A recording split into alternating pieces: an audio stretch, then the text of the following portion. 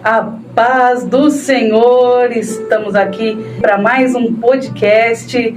Hoje estamos aqui com um convidado especial, pastor Edmilson. Muito obrigada por aceitar aqui o nosso convite.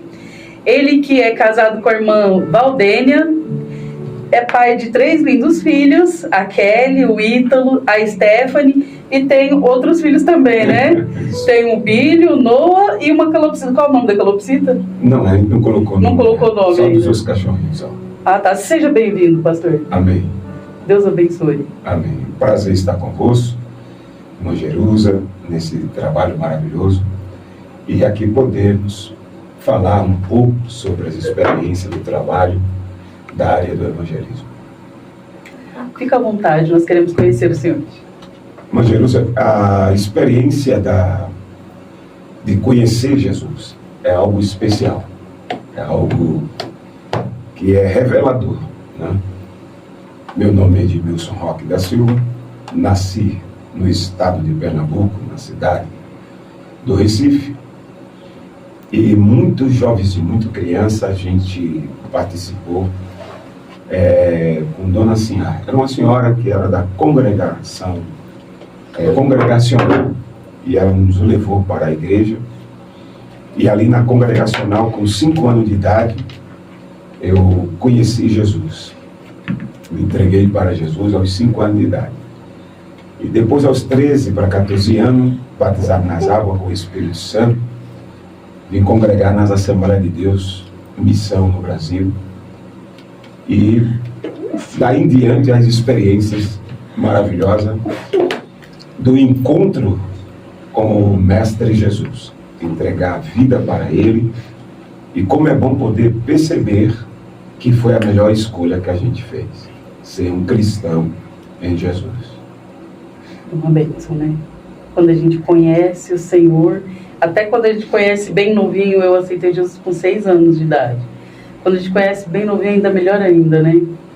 É uma experiência fantástica. Muitas pessoas vieram para Jesus depois de sua idade já avançada, outros na meia de idade, e esse encontro maravilhoso e a permanência, né, de permanecer crendo e confiando em Jesus. E todas as experiências são belas, mas essa de você estar desde jovenzinho na presença de Deus é algo muito forte, e que diz aqueles que dizem assim, mas é que ele não conheceu lá fora. Mas conhecemos muitas coisas e não trocamos nada por causa de Jesus. É verdade. Nos conta sobre a sua experiência no evangelismo. O pastor faz evangelismo nas praças, nas ruas, como funciona? A primeira experiência foi no Recife. Nós tivemos ali pastores abençoados que nos instruiu. Temos um irmão chamado Geraldo, ele era diácono na época, cooperador, e ele implantou ali em Jaboatão dos Guararapes uma equipe chamada Equipe ID. E a gente saía de cidade em cidade do estado de Pernambuco, né, e para evangelizar.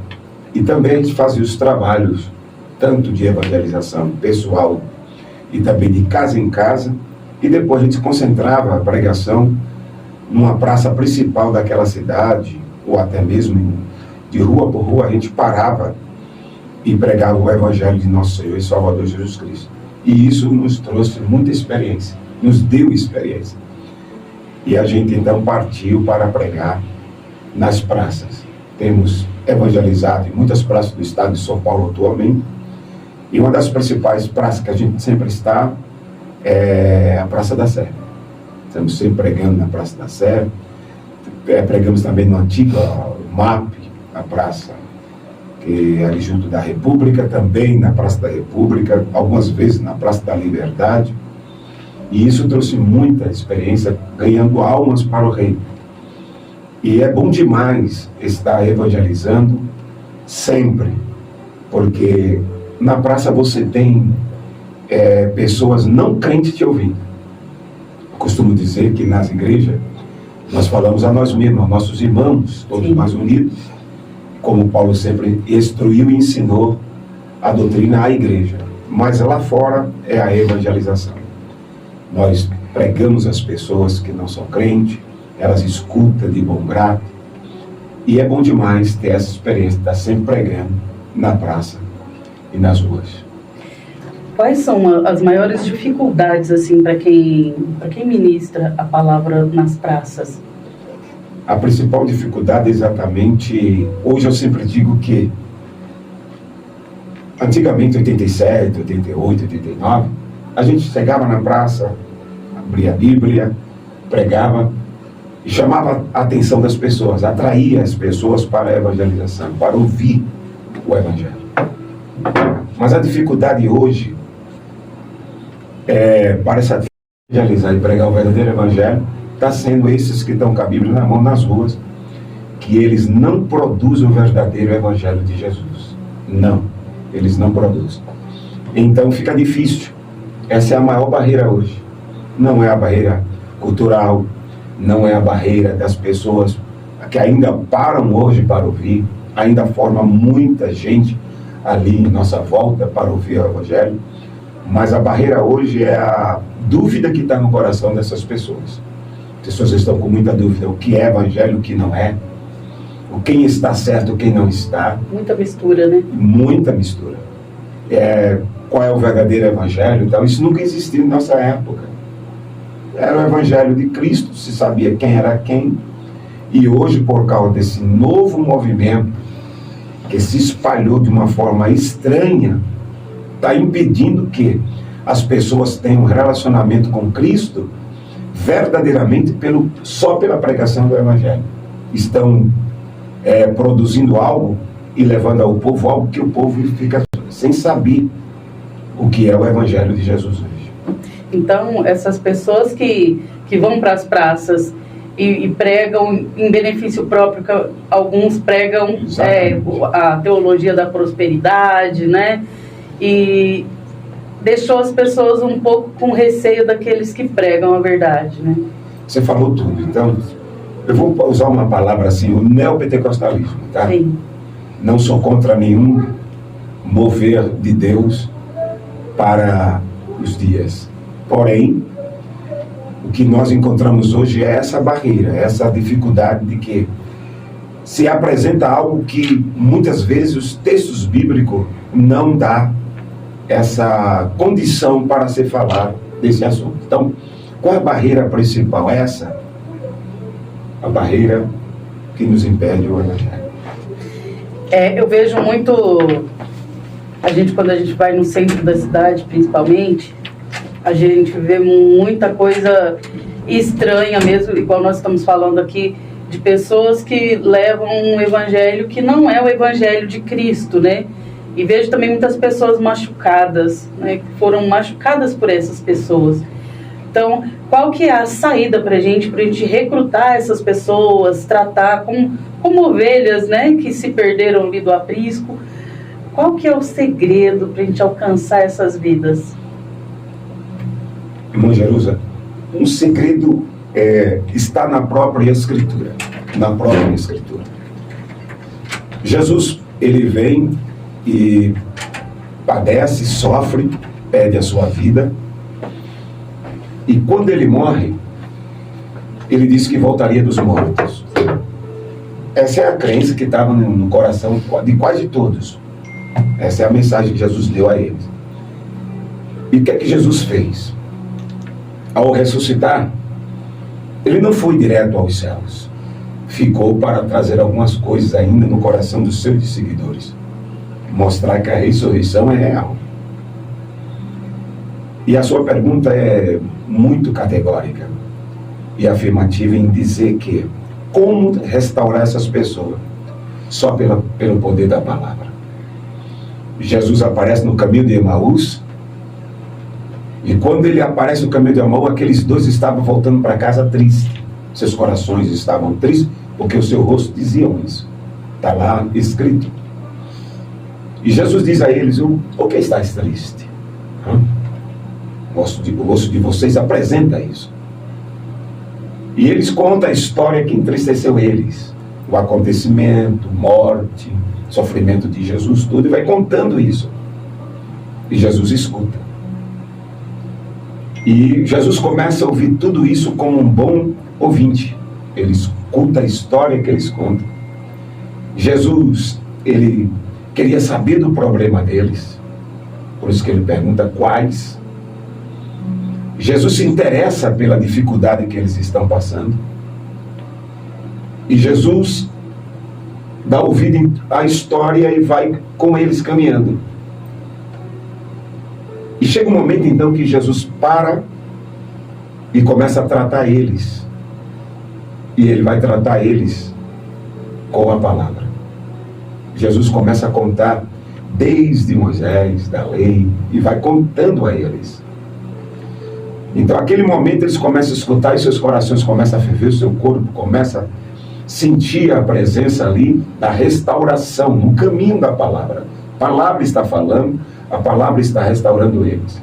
Pois a desconfiança da não ressurreição, o trato que o próprio Cristo recebeu, ele estava dentro dele dizendo: e agora, o que será de nós? Quando Jesus chega próximo de Emaús lá, Jesus faz que vai mais à frente e eles pedem para Jesus ficar. E Jesus fica. Além de restaurar eles no caminho pela palavra, Jesus faz outra coisa linda. Ele entra no lar e restabelece a comunhão, porque o partir do pão fala de comunhão, de estar.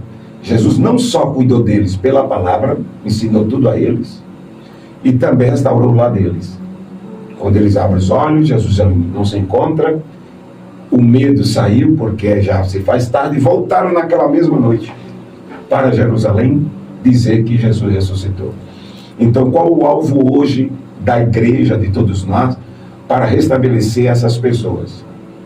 Só com o poder da palavra de Deus. Não adianta inventar, não adianta oferecer a eles nada parcial, temporal, nada dessas coisas. Tem que ser só a palavra de Deus, que ela tem poder de restabelecer, tirar o medo, como tirou dos 2 discípulos no caminho de Emaús, tirar a fraqueza, tirar a dúvida e restabeleceu a sorte dele. Jesus ali foi um grande psicólogo. A psicologia já não existia. A psicologia é uma cadeira nova atualmente no nosso mundo, a cadeira nova. Mas Jesus já era um grande psicólogo. Ele tratou o que está maltratando vocês, tudo. Então, Jesus deu essa aula para nós que só o poder da palavra pode restabelecer as pessoas. É interessante falar também, para quem está nos assistindo, porque nós temos muitas pessoas que nos assistem que não são cristãos também. Isso. Então, quando Jesus está caminhando ali com eles reconheceram Jesus? Não. Então, quando foi que eles reconheceram Jesus? Quando Jesus começou a falar com eles ou quando chegaram na casa? Aí, interessante é a palavra. Sim. Porque foi pela palavra que ele descobriu que aquele era Jesus. Aí a gente já entra num ponto muito forte aqui. Aquelas pessoas que estão machucadas porque ouviram um evangelho um evangelho mascarado, então só vão conhecer verdadeiramente Jesus quando tiverem acesso à verdadeira palavra do Senhor. Sim, é sem dúvida. Por isso que eu prego na Praça da Sé e as pessoas que me vêm pregar, elas falam assim para mim sempre quando eu termino: que bom você falou de Jesus. Que bom que você esteja sempre aqui e nos fale de Jesus, porque aqui a gente escuta de tudo, menos sobre Jesus. Então, eu sempre digo que a cura para os nossos problemas não está simplesmente, não estou contra nenhum psicólogo, pode ir num psicólogo, mas a cura verdadeira não está na palavra simplesmente, a gente chama de palavras terrenas, numa vida de todos os dias, social. Não, a palavra mesmo para mudar de dentro para fora, somente a palavra de Jesus. O psicólogo é um complemento, Complemento. né? Algo que vai nos trazer aqui o dia a dia. Sim. De estabelecer a gente chama do contemporâneo, né? Do nosso tempo. Porém, mesmo dentro das situações maiores, Jesus, ele é o grande psicanalista, o grande psicólogo, o grande que pode mudar de uma vez para sempre a vida. Então, palavra, Jesus nos ensinou isso. Só a palavra. Não o que eu penso, nem aquilo que eu vou tratar, mas a palavra ela consegue. Porque a palavra é como o rio, como a fonte. Não se esgota, ela vai na alma. Vai lá no recôndito da alma, lá no lugar que ninguém vai, no escondido. E lá ele trata de dentro para fora. Glória a Deus. Pastor, qual foi o momento, assim, da sua caminhada com o Senhor, que o Senhor falou assim, quero fazer evangelismo? Porque a gente tem um start, assim, que a gente entende o chamado de Deus na nossa vida. Tem muita gente que está aí há 40 anos no evangelho e ainda não sabe qual é a chamada, porque não ouve o Senhor, né? Quando foi que o Senhor entendeu que o seu chamado era esse? No capítulo 4, o Evangelho de Jesus segundo João, tem uma experiência fantástica. Jesus está ensinando, ele acabara de pregar para a mulher lá no poço de Jacó, ele prega. E quando termina, as pessoas saem da cidade com ela para saber quem era ele. E Jesus então, ele continua evangelizando. Acabaram de fazer esse serviço. E no caminho da evangelização, os discípulos falam para ele assim, no capítulo 4, verso 31. Rabi, come. E Jesus recebe esse convite para se alimentar. A normalidade da vida. Você faz lanche à tarde, à noite. Você, normal, está caminhando, está viajando, alguém lhe oferece, vamos parar aqui. E eles oferecem a Jesus, come. Aí Jesus diz assim, uma outra comida tenho que vocês não conhecem, ou não conheceis.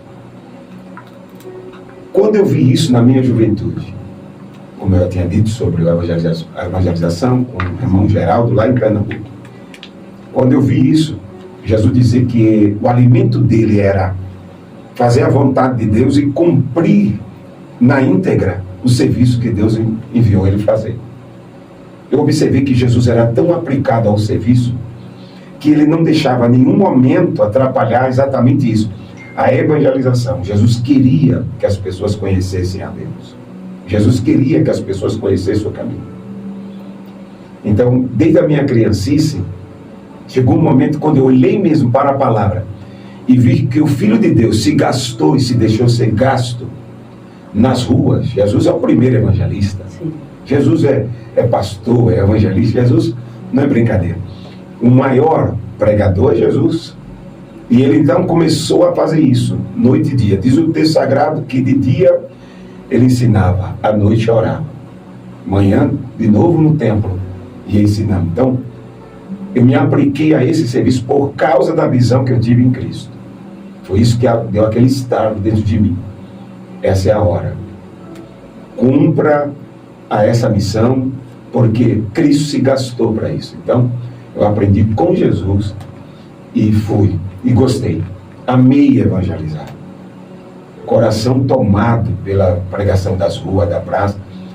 É até engraçado, teve um dia na Rua Direita, tem a Rua Direita, é a 15 de novembro.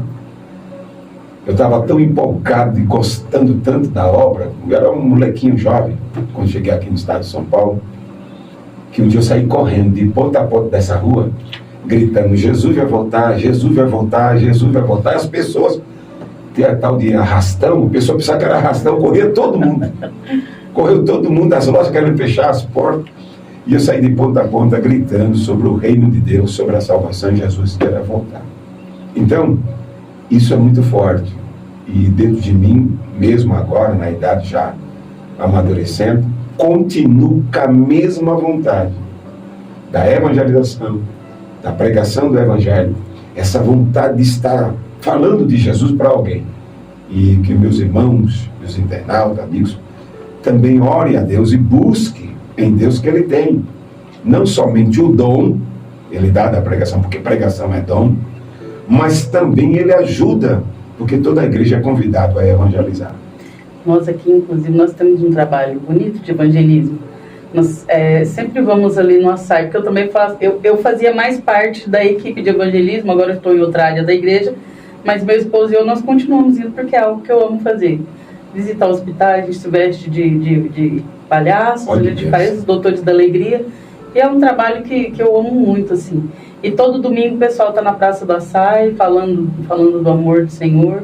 Nós já passamos alguns perrengues, alguns perigos, já quiseram jogar água quente na gente. Mas o senhor já passou por alguma experiência, alguma situação dessa que colocou a sua vida em risco ou não? Até meio assim, porque as pessoas vão falar, nossa, então é perigoso evangelizar? Não é que é perigoso, você está suscetível a qualquer momento do seu dia, né? A qualquer perigo. Mas já passou algum perigo assim? Há vários, né? Vários. Mas eu digo que a modernidade também traz soluções. Sim. Aqui, ó, um canal maravilhoso desse, vai entrar nos lares, né? Sim. Sem nenhuma perturbação, vai chegar lá. Porque, Rogério, hoje existe uma dificuldade, e eu aprovei para alguns irmãos que nos últimos 30 anos se montou muito condomínio, tanto condomínio de prédios, quanto condomínio de casas. E quando a gente pensava que a maior barreira da evangelização seria outros caminhos, depois eu vi nos condomínios. Não tinha mais como você evangelizar as casas. Não pode entrar, né? Não pode entrar. Então deixava o material em cima, na portaria, muitas vezes. Se o porteiro quiser entregar, amém. Se ele não quer entregar, então aquelas pessoas nunca serão alcançadas. Uma das barreiras, tanto em prédios como em casa. E eu vi isso nos últimos 30 anos. Outra barreira foi uma lei federal que está no metrô, no trem, nos ônibus, que não é de agora, mais de 20 anos que fizeram isso. Sim. Você não pode mais se manifestar, nenhum tipo de manifestações. Porém, não é para aquilo. Eles estão parando a evangelização. É que o Estado é laico, né? Isso. O Estado é laico, então não pode. Mas não é bem o alvo. O alvo é outro. É impedir que muitas pessoas que tinham liberdade de escutar e a gente liberdade de falar no metrô, no trem, hoje já não pode mais. E não é de agora, dos últimos mais de 20 anos. Então, quantas vezes no trem você pregando, os caras querem jogar você fora do trem. O trem em alta velocidade. Porque naquela época as portas se abriam facilmente. Eles abriam é igual hoje, né? Que irmão, né? Então era muito difícil. Outras vezes, muitas vezes, armas. As pessoas apontavam do mal, gente do mal apontava a arma. Mas em tudo o Senhor deu livramento e mostrou que está com a igreja. Não é que não aconteceu algumas coisas que até a gente, na história a gente viu falar de pessoas que perderam até a vida evangelizando. Mas Jesus disse que vos enviarei em meio a lobos. Foi isso que Jesus falou. Vocês vão evangelizar e vão ter que encontrar muito tropeço. A coisa vai ser, não é fácil.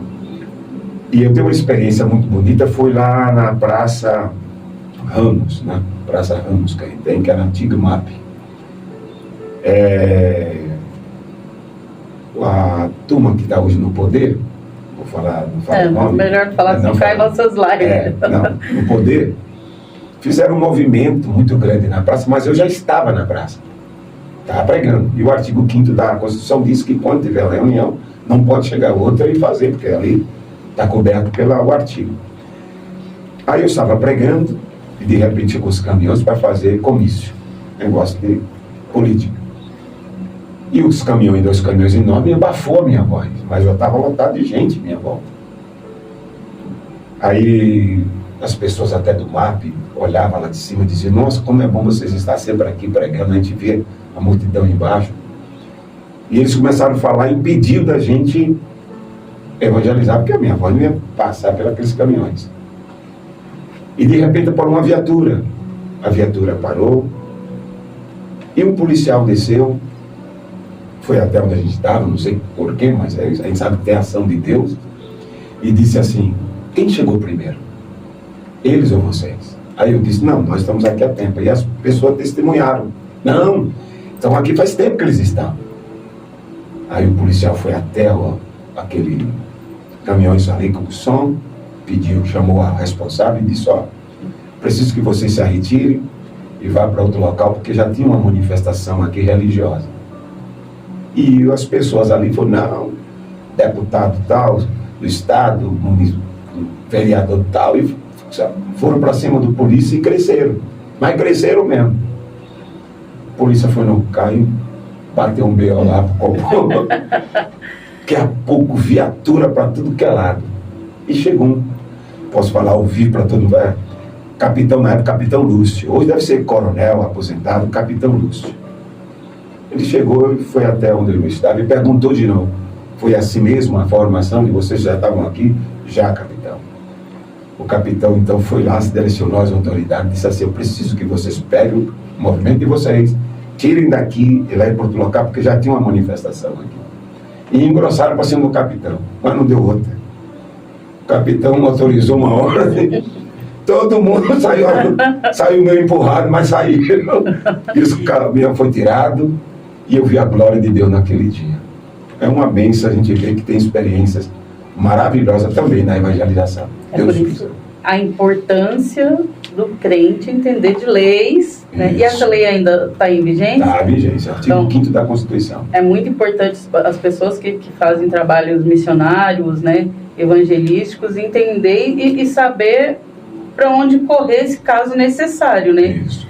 Porque também quando a nossa liberdade termina quando começa a liberdade do outro. Exatamente. Né? A gente tem que ter sabedoria também. Exatamente. Né? A gente vê aí nas praças muitos movimentos, assim, não posso falar a palavra, muitos movimentos de outras religiões. Ali você deixa ali no canto, ali não põe a mão, não mexe, porque não faz parte da gente afrontar outra religião, né? Isso. Estado é laico, cada um tem a sua forma de trabalhar. Mas, pastor, se fosse para o senhor pontuar, assim, o melhor momento, sei que é difícil pontuar o melhor momento, assim, da sua trajetória evangelística, qual seria esse momento? Como você falou, fica muito difícil porque foi tantos momentos maravilhosos. A evangelização nos dá, assim, experiências, tanto no interior do estado de São Paulo, como na capital, em várias capitais do Brasil. Então é muito difícil, porque foi muitos milagres. A evangelização, ela produz isso. O evangelho, Jesus disse: ide, e eu vou com vocês, vou cooperando com vocês. Então, é difícil pontuar, porque são muitas coisas maravilhosas, ao ponto de não querer desistir, mesmo agora, depois de estar ministerialmente, junto à nossa presidência, tudo, mas não sai de dentro de nós. De vez em quando estou nas ruas, nas praças, não, porque é uma coisa...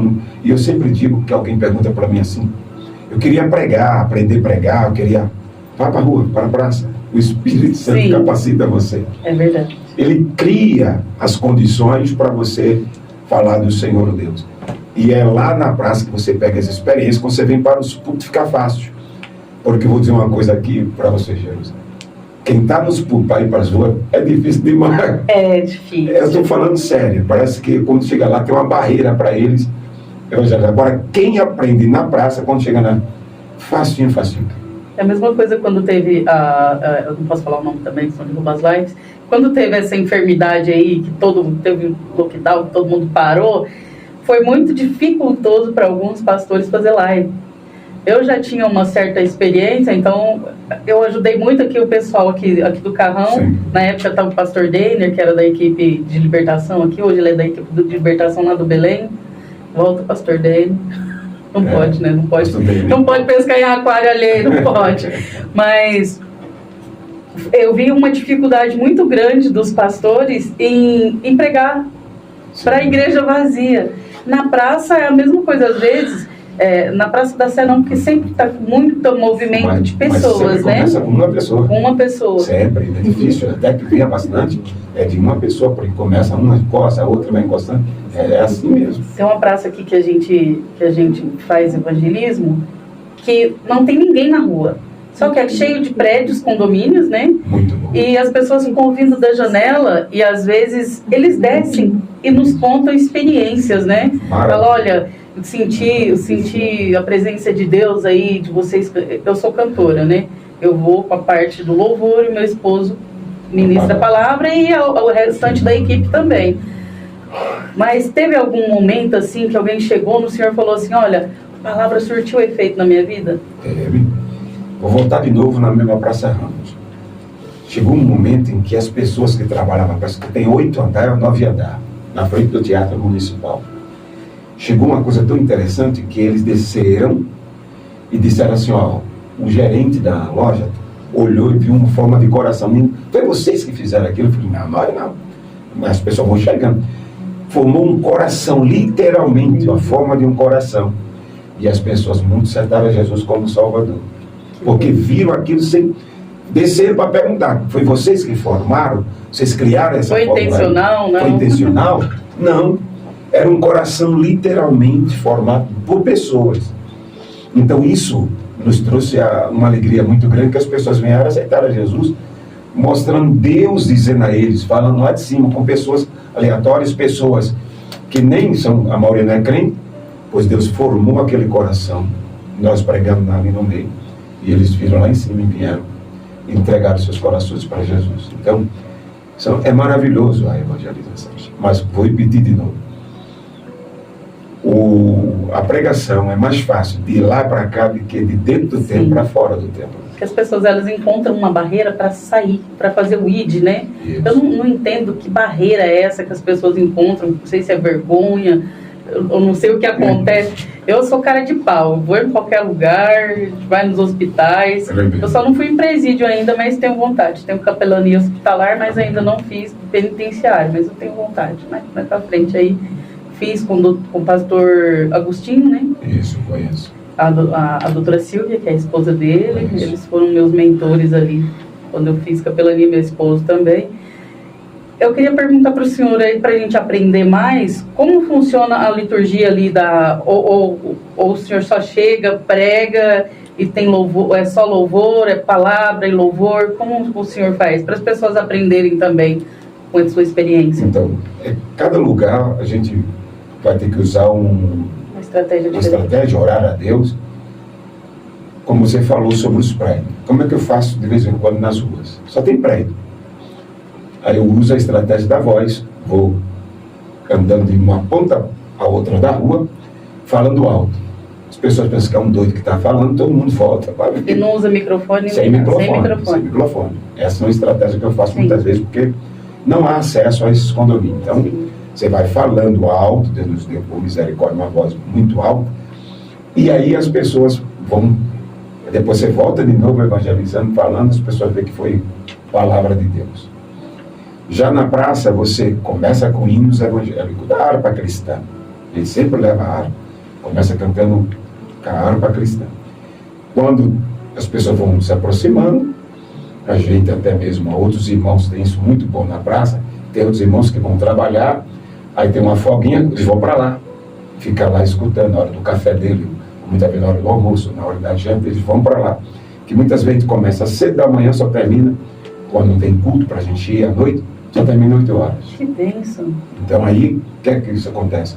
As pessoas ficam conosco, ouvindo. Então, tem uns que dá testemunho, tem uns que pregam até a palavra de Deus, e começa ali, porque perto do meio, porque tem gente que é próximo dele, então ele vê, opa, essa oportunidade boa de começar. Tem muita gente que começou assim. E já tem outros locais, não, que é mesmo, tem que fazer uma estrutura já maior, com a parte da igreja mesmo, para poder fazer. Praças mesmo, em São Paulo, algumas praças só com permissão, a prefeitura, subprefeituras, então, muda, cada lugar muda o modo operante de chegar. Agora, se você está sozinho mesmo, sozinho, aí muitas vezes sem som, sem nada, você pode abrir em qualquer lugar, só está você mesmo, e não tem som nenhum, então você é livre. Então, para ter som, você precisa de permissão. Permissão. Então, na Sé, qualquer praça do centro. Ali na Sé, por exemplo, se a nossa equipe aqui quiser fazer um evangelismo na Praça da Sé, a gente pode levar a nossa estrutura ou tem que pedir uma autorização antes? Se for com som, com tudo isso, tem que pedir autorização. Como eu estou falando, se for somente você, uma pessoa, 2, 3, não tem nada, só Bíblia na mão, pode começar a pregar. Então vocês ficam de manhã até a noite só no gogó? Só na garganta. Tem dia que a gente pega 3 horas de relógio sem microfone. Que bênção, e a gente aqui chorando nos microfones. Porque a gente aqui tem uma estrutura bacana aqui de caixas de som, amplificadores e microfones. Olha, gente, nós estamos em Nutella, misericórdia. Eu falo que na sede geral Belém, nossa sede, o som lá é top de linha. Né? Ah, com certeza. É som para 30 mil, 50 mil pessoas, a igreja cabe 5, 6 mil de pessoas. Então, é som para olha, tonelada, né? Sim. Agora lá fora não, é só a garganta mesmo. Só na garganta. Se eu falasse assim, pastor, quero ir lá louvar lá com o senhor, pode? Pode. Só que é na garganta. Não, eu tranquilo, já me acostumei, já. Forjada nos círculos de oração da época que não tinha som. Quando tinha era aquela caixinha amplificada velha, aquele microfone cheio de ruído, aquele violãozinho desafinado. Aquele barulho de formiga assim. Chão de terra batida, então eu fui forjada nesses lugares aí. Cresci assim, então o microfone não me faz muita falta, não. Tremendo. Bom que Deus deu uma voz que dá para o povo ouvir também, isso, né? Maravilha. E outra coisa, foi bom você falar isso, porque alguém me pergunta, mas eu queria tanto que a minha voz saudasse. Trabalho para Jesus, vai para a praça para você. Nossa. Incrível que pareça, sua voz se torna. Ecoa, o próprio né? Deus, ele precisa de alguém, né? Precisa de nós, precisa das pessoas para trabalhar para ele. Os instrumentos. Ele vai lá e faz. Ele falou, não, deixa eu curar essa garganta, deixa eu tirar essa coisa aí. E faz, ela acontece, ele usa esses métodos. Sim. Eu querer ir, ele fala, então eu vou com você. Um testemunho muito pertinente ao que o pastor está falando. Eu tive a enfermidade aí que abalou muita gente. Isso. 3 vezes. Então, meus 2 pulmões, a parte baixa dos pulmões, eles incham, porque eu tive pneumonia bacteriana. Entendi. Então, ali atrofia. E eu falei, Senhor, não vou mais cantar, porque eu não tinha mais voz. Não, ficou bem ruim minha voz uns 2, 3 meses, mas o Senhor me deu graça. Então, quando a gente trabalha para o Senhor, mesmo você tendo uma dificuldade que humanamente, fisicamente, te impossibilitaria de cantar ou de pregar, o Senhor, ele é a sua voz, né? Ele se torna a nossa voz. E eu fico emocionada porque eu canto porque é milagre do Senhor mesmo, porque eu não tenho fôlego. O senhor viu quando eu subi a escada, eu cheguei aqui com fôlego curto? É porque o meu pulmão não ficou muito legal depois dessa enfermidade. Mas o pastor falou que é muito importante. Quando você trabalha para o Senhor, ele se responsabiliza. Eu não sei se vocês conhecem o Jonathan, filho do pastor Velso. Cantor da praça, o nome dele, o título. Ele não sabia nem cantar, ele falou. Não sabia, não tinha voz para cântico, não tinha nada. E ele um dia falou, vou tentar. E começou a cantar. E se entregou para esse campo. Hoje está aí famoso no YouTube e tudo. O Jonathan, filho do pastor Velso. E ele contou para nós que era uma voz rouca, esquisita. Então foi pedindo a Deus e indo fazer. Sim. Que a voz dele hoje melhorou. Então é assim mesmo, acontece milagre, mas precisamos ir. Não adianta ficar igual o gato, só miando, né? Não. Pedindo, você tem que agir e fazer. Porque a Bíblia nos diz que os tímidos, né, não herdarão o reino dos céus, então timidez não vem do Senhor. De forma... O Senhor, ele nos chamou para seguir e levar o Evangelho. Nós temos também uma ferramenta muito boa hoje, que são as redes sociais, né? As redes sociais, eu sempre digo hoje no culto de missões, que alguns falam, não, a rede social é do mal. Não, eu digo sempre que não é. Essa aí foi a coisa melhor que existe. Ela está em todo lugar. Hoje, antigamente, quem ia levar uma televisão nas costas, ou um rádio? Né? Dificilmente. Rádio era caro, alguns radinhos, quem possuía, tinha rua que possuía um radinho, a família toda se reunia para ouvir o jogo de futebol, sei lá, muitas dessas coisas. Hoje, qualquer pessoa carrega na mão o mundo. Sim. Na palma das mãos. Aqui tem todas as informações, tudo. Então, eu digo que chegou para nós um instrumento que dá para fazer o serviço para Deus. É só usar. Se o mal usa, por que nós não podemos usar? Exatamente. Né? Mas chegou mais, eu digo sempre, chegou para nós, porque as barreiras que colocaram para o Evangelho chegar até alguém, agora não tem mais barreira. Está aqui. Se ele abrir a voz, Jesus te ama, ele abre uma mensagem, Cristo vai voltar. Está aqui na mão, mesmo que ele não passe rápido, mas ele vai ouvir a voz. Hoje não dá para falar, eu não conheço Jesus. Não. É raro, acho que só lá na janela 1040 que mas mesmo assim ainda tem missionários lá, né? Mesmo assim, 10 por 40 eu sempre discuto com alguns líderes. que fala sobre essa janela 10/40. Mas quem é o culpado do evangelho não chegar para as pessoas em 10/40? A liderança mundial. Sim. Não invente outra coisa. Quem é os culpados? Os líderes, governos daqueles países, ministros daqueles países, autoridades religiosas daqueles países, é que impede o evangelho chegar. Prestaram contas, né? Porque ele é que diz que o evangelho é ele, o Deus é ele, a glória é ele. Ele mesmo diz, a minha religião é a única. Então é eles que são o impedimento das pessoas a encontrar o evangelho de Cristo, o verdadeiro evangelho. Então hoje eu digo sempre, quem é o culpado desses 10/40, todas as, os líderes mundiais que estão em seus países, eles que criam essas coisas e impedem o evangelho de chegar. São eles, não tem outra barreira. A barreira cultural, isso é fácil, só aprender a língua. Sim. A barreira alimentar é fácil, se adapta. A barreira da distância, se é fácil, vai morar lá. Então isso não existe. O que existe? Você chega num país desse como Coreia do Norte. Quem é o culpado daquele povo não aceitar Jesus? Os líderes que fundaram aquelas ideias sobre a mente daquele povo e lavaram ao longo de 100 anos a mentalidade desse povo. E esse povo está escravo e olha para eles como Deus. Só eles é o Deus, só ele é a religião. Então, quer dizer, o culpado são eles, do ministro, daquele governo, daquele líder, né, maior que eles chamam, aos seus subordinados, que seriam os generais dele, o seu exército, que domina o povo, não deixando o povo a fazer a escolha, mas tira o líder, tira esse exército que impede esse povo aceita Jesus como Salvador. Eles cauterizaram a mente das pessoas, né?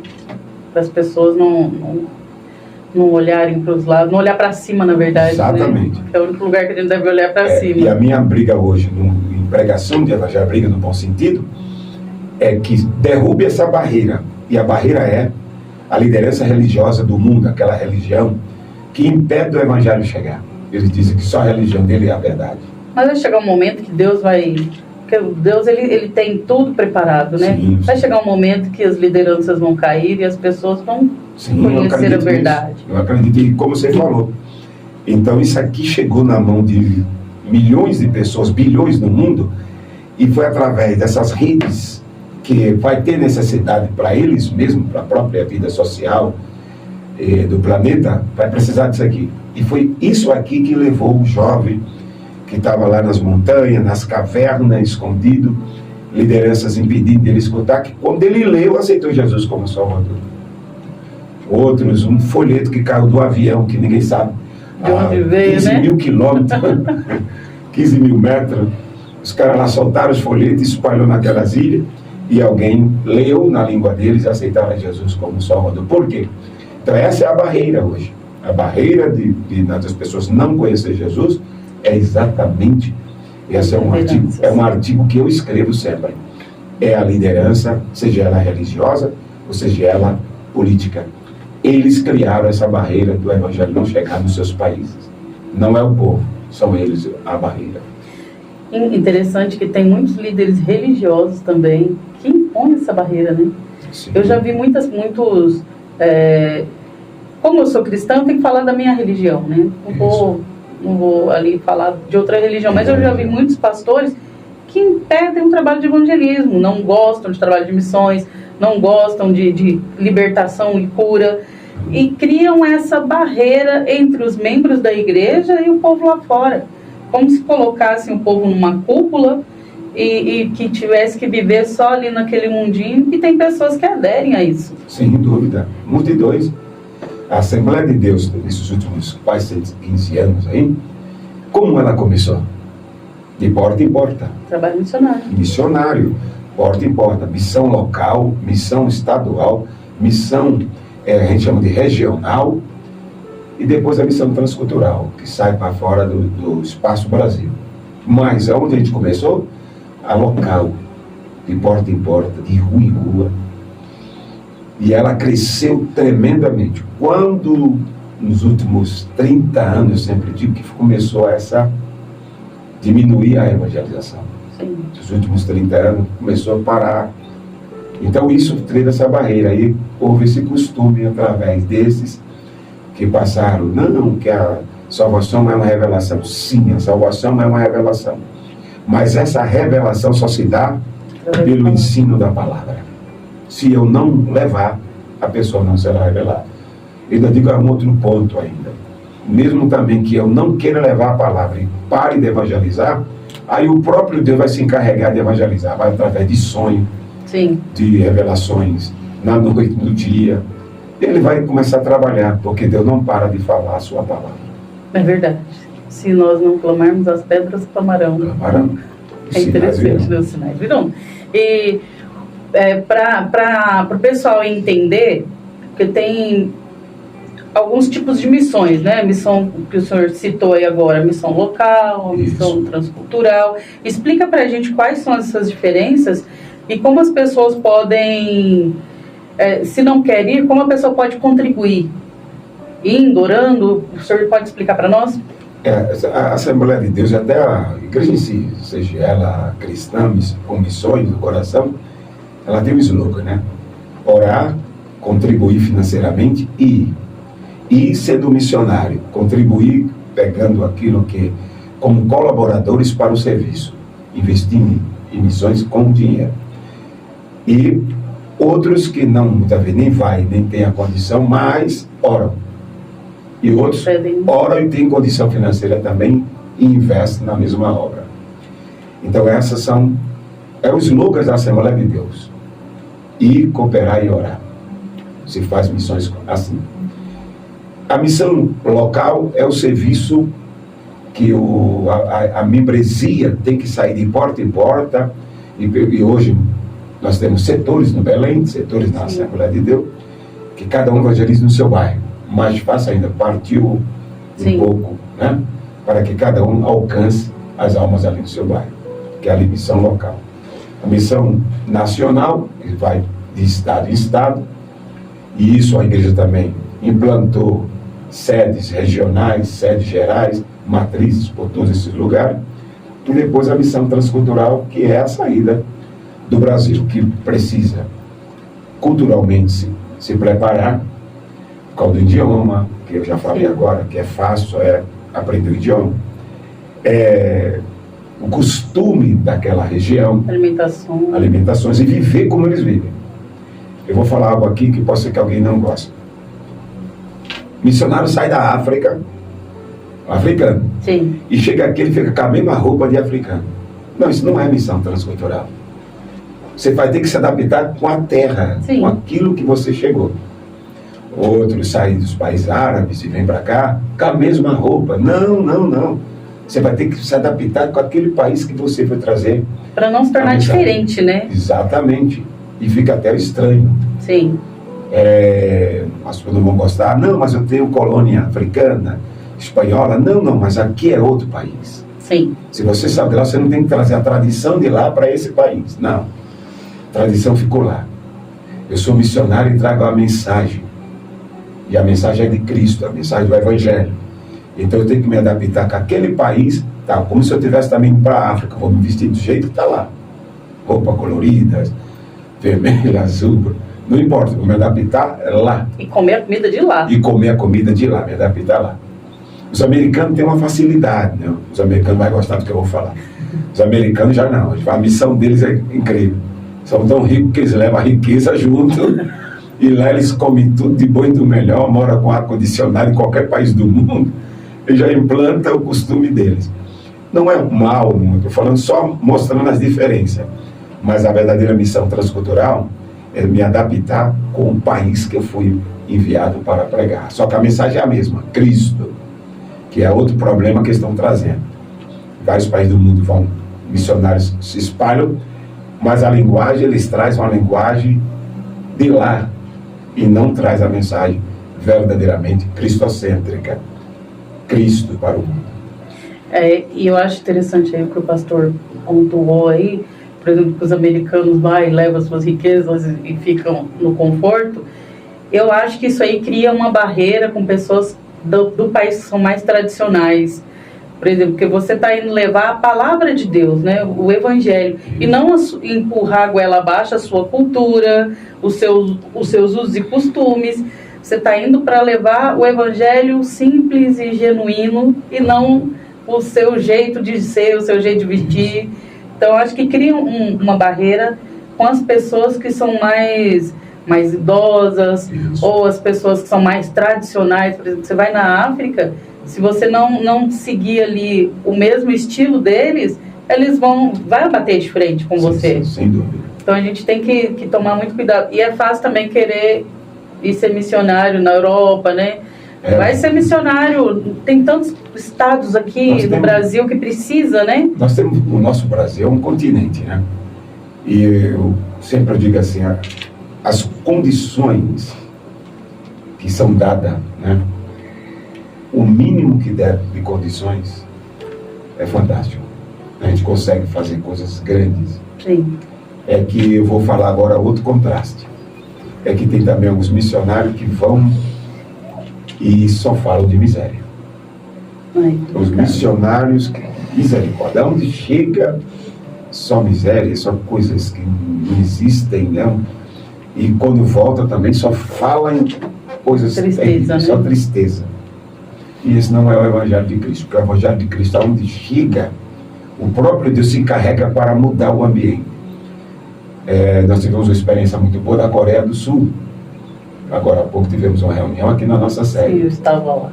E ele contou, o presidente atual, que nos anos 60, após a guerra de 48, havia uma pobreza imensa na Coreia. Uma pobreza assustadora. Quando a igreja evangelizou, e a igreja foi fazer o serviço a Deus, na área social, hoje é a 10ª economia do mundo. Então o evangelho transforma não só o coração, não só a alma, e dá a salvação eterna, como o evangelho, aonde ele chega, ele produz a bênção que a gente precisa, a bênção financeira. Sim, aí muda a economia, muda tudo, Muda né? tudo, é uma beleza o evangelho. Nós vivemos isso diariamente, é um milagre, porque quando a gente vai orar, né, a oração que o Senhor nos deixou, que é o Pai Nosso, fala: o pão nosso de cada dia, dai-me hoje. Não é me dar hoje para amanhã, para depois. Não, é diário, né? O maná é diário. A gente não pode juntar o maná, senão ele estraga.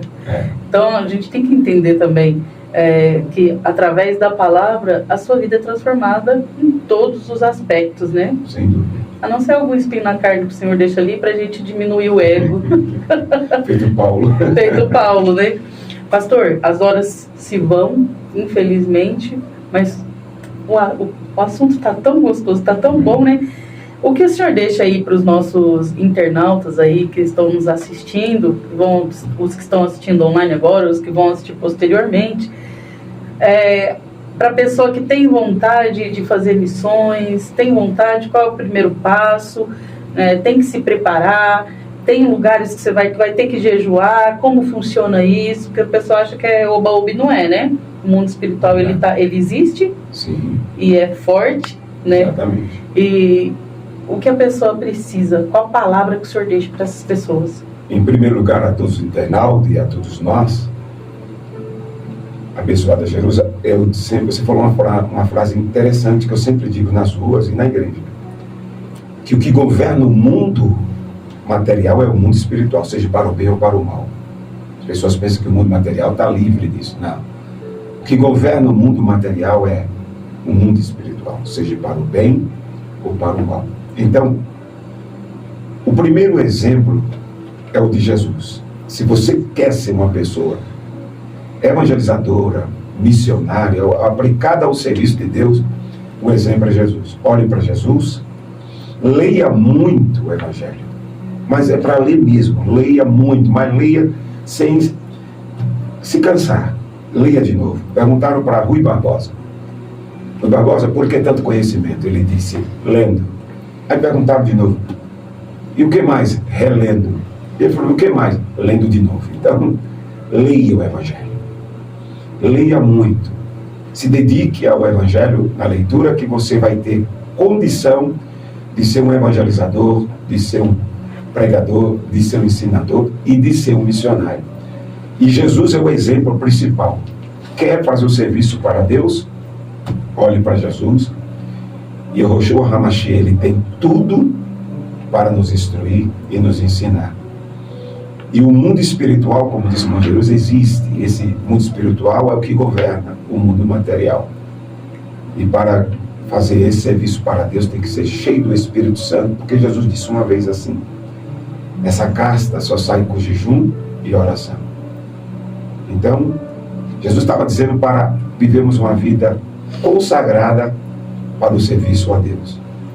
Então, meus amigos internautas, meus irmãos, permaneça tendo Jesus, o único e maior exemplo de ensinar a palavra de Deus para a salvação de todos nós. Deus abençoe. Muito obrigada, pastor, pela sua participação aqui. Foi uma honra tê-lo aqui. Quero trazê-lo aqui mais vezes. Amém. Manda um abraço aí para sua esposa, para os filhos. Tem que mandar um abraço para eles. É a esposa, irmã Valdênia, Deus abençoe. A Kelly, que é a filha mais velha, tá? Deus abençoe.